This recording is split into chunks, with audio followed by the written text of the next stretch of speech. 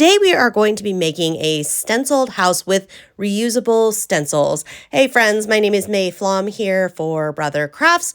We have got our ScanNCut DX out. I'm using the SDX 230Di. However, any of the models would be able to work with this project. So whatever model you have, get it out and let's get creating. The first step is I am covering the front of a paper decor house shape in some white acrylic paint. Gesso would also work. I'm going to set that aside and let it dry, and then I'm going to go onto my computer and get the type converter tool open. This is a free app from Brother you can put on your computer.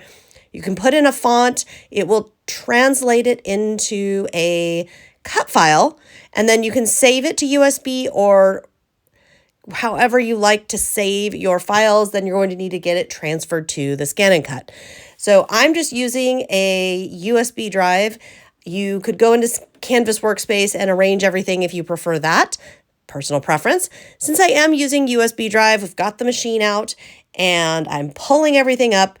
Here you can see stripes. So I did this in a blocky font and I'm going into Object Edit and I am unifying. So I'm selecting all of the letters and unifying so that I can size this up to the size I want, but all the same size, all in proportion. And then what I'm going to do is go ahead and go in and add, retrieve data from my USB, and I'm going to select the next word, in this case, stars.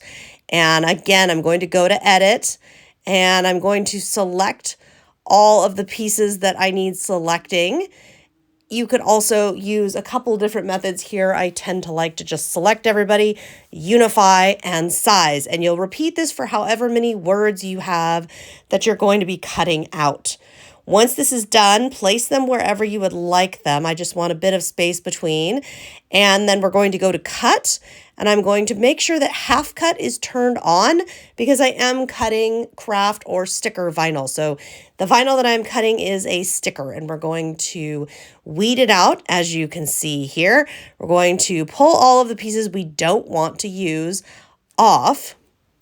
Now, once we have completed this, I am going to set this aside and we are going to get out a piece of plastic. So this is a clear plastic sheet. It's fairly thin, maybe about a 0.5 millimeter. You can use different acetate and different plastic sheets. You could use paper. The downside to paper is it's not as reusable. So you're going to want to kind of decide if this is a stencil you want to be able to use lots of times or if it's a one-time. We're going for reusable. So I have got that on my mat. I'm going to put my mat in and we're going to go into basic shapes. And in basic shapes, stars and hearts are two of my most used ScanNCut shapes because there's so many applications, there's so many uses. I use them in sewing projects, I use them in my scrapbooks, big, small, and everything in between. So I'm adding 6 hearts and then I'm going to go back into pattern, select star, and put 6 of those in. Now, I want this to be a little bit random. I can reuse this as much as I want. My rules for stenciling, I try to have about 2 inches edge all the way around my design when possible, because this does help when we are trying to actually go and stencil, which you'll see in a moment. And the other thing I like to do, like in this case, I go ahead and get lots of shapes in there. Then right there in the edit screen, I am able to move things, resize things so I can go bigger and smaller, and I can also tilt things. So if we would like to tilt things different degrees, I can tilt, as you're seeing very quickly, 10 degrees, 90 degrees, however much we would like.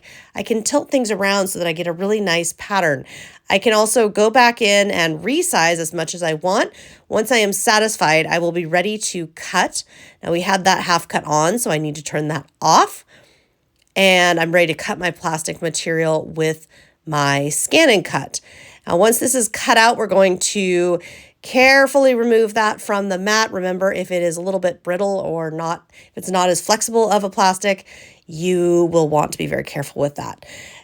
Before we actually get with the paint and that process though, what you see me doing here is I'm starting the process of transferring my stickers onto the house. This is a very simple process. What you're going to do is the clear material you see me peeling off there is called transfer tape. And you're just going to take your design, place your transfer tape over the top, press firmly. Sometimes you can get a tool, kind of a scraper tool, to really help get in there and really get that to transfer from the backing onto the front, onto the transfer material if need be. And then you can see it peels right up. This lets you have your vinyl designs be absolutely beautiful every time and transfer perfectly. Nothing's going to wobble. Everything is just going to move on there beautifully. So place it where you would like it and go ahead and press it on down and repeat until you have all your designs done. Now on to our stenciling. So as you can see my clear sheet there. What I'm doing right now is I've just got a little bit of Brother washi tape. If you have masking tape, that works too. And I'm just kind of placing it in spots where I want to make sure paint doesn't fall through. This is a little trick of mine when I'm trying to work with a stencil. Not only does the washi or masking tape not damage anything, but it's also going to help me keep my paint, if I'm getting a little messy here, keep my paint within the stencil. So I'm just pouring on some white acrylic paint, and I'm starting with a white base because this is going to help me keep my shapes nice and crisp. This is, even if it kind of smears under my stencil, it doesn't matter. Everything's going to stay nice and crisp. Just going to get white paint all over and inside, and it will make sense here as we continue on. Once we have, and I might need a little more, once we have enough white acrylic paint, and any type, any brand that you like will work. I prefer a thicker for the white base, prefer it a little bit thicker, but it's certainly user's choice. Once I have that all on there and I'm happy with the texture, I'm going to pull out some blue and red paint. Now, it might look strange that I'm putting little stripes of paint on here, but that's because I want to be able to really spread those colors and keep kind of a clear blue and red, almost stripe-like. I'm not going to obsess on perfection here. I'm really just going to spread it all around. And once I'm satisfied with everything, we're going to lift the stencil off. Now, for cleaning this stencil, ideally outside, like a bucket of water works really well to right away before the paint dries to soak it all off. What I'm actually going to do is try to scrape some of the excess paint off and reuse it elsewhere on this design. But you can see how cool that looks because all you're really going to see are the shape areas. Now I'm going to place this in different places here on my little house and add paint. As you can see, easy as can be, voila. The catch here that I will share is that it's best if you let the stencil get washed and or let things dry before you move to the next area, simply because if you do not, it's a higher risk of paint smears or problems. Now, if you don't mind if it's not perfect or if you like a messier look, then this is not an issue for you. I just pointed out so that if you're trying to do it that way and you're not happy with the results, this could be why.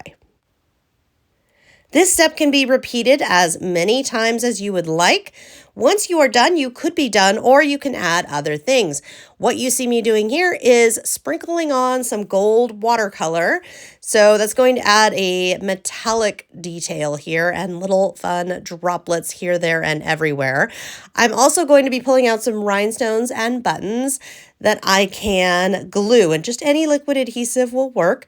But I can glue here and there on my finished and dried project. Again, dried is best just so that, especially with all of that stenciling, so that you don't accidentally smear things. Now, if you do, my tip to you is scrape the paint off as much as you can and start all the way over. Paint is actually very forgiving. If you need to remove a color, wait until it is all the way dry. Like, for example, if you have a little spill of blue on the white, wait till that blue paint is all the way dry, then just kind of paint over it in a few layers. Usually does the trick if need be. Once you are done, though, you can keep adding to this, or you can be done at any time. If you have other elements you would like to add, that's fantastic. If you feel done, Well, then you're done.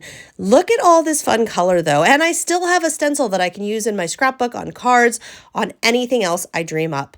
Thank you so much for tuning into this tutorial.